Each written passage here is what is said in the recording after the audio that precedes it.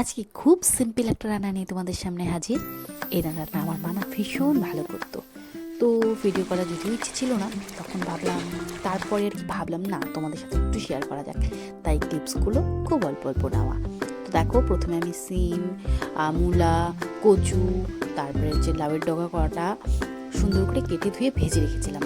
আর কড়ার মধ্যে শুধুমাত্র পেঁয়াজ দিয়ে আর হচ্ছে একটু হচ্ছে আদা, রসুন আর কাঁচা লঙ্কা বাটা দিয়ে ভেজে নিলাম।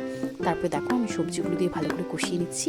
তেমন কিচ্ছু না, খুব সিম্পল একটা রান্না, কিন্তু খেতে জাস্ট দুর্দান্ত হয়। মানে শীতকালে এত ভালো একটা রেসিপি, এটা বলবো আর তোমাদের। এমনভাবে লম্বা লম্বা করে কেটে নেবে আর সবজিগুলো, তারপরে হচ্ছে সমস্তগুলো ভেজে নিয়ে আর একটু পেঁয়াজ রসুনের পরিমাণটা একটু বেশি রাখবে, সত্যি বলছি দুর্দান্ত হয় খেতে। আর এই দেখো আমি নিয়ে নিয়েছি অনেকগুলো শুটকি মাছগুলোকে যথারীতি আমি ভেজে নিয়েছি। এখন এগুলোর মধ্যে দিয়ে দেবো জল, ব্যাস রান্না কমপ্লিট। তো শীতের তো অনেক রকম সবজি, অনেক রকম রান্না, তো সেখান থেকে তো একটু এক্সপেরিমেন্ট করাই যেতে পারে, তাই না বলো তো?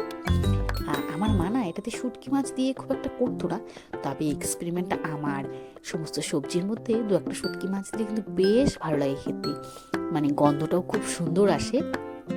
মানে কি বলবো, আমার তো এখনই মনে হচ্ছে টেস্টি হবে খুব। যাই হোক, দেখো দেখতেও কিন্তু খুব সুন্দর লোভনীয় হয়েছে।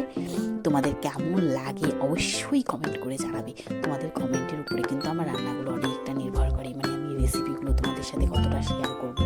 তো কেমন লাগে ভিডিওটা অবশ্যই কমেন্ট করবে। দেখা হচ্ছে নতুন একটা ভিডিওতে।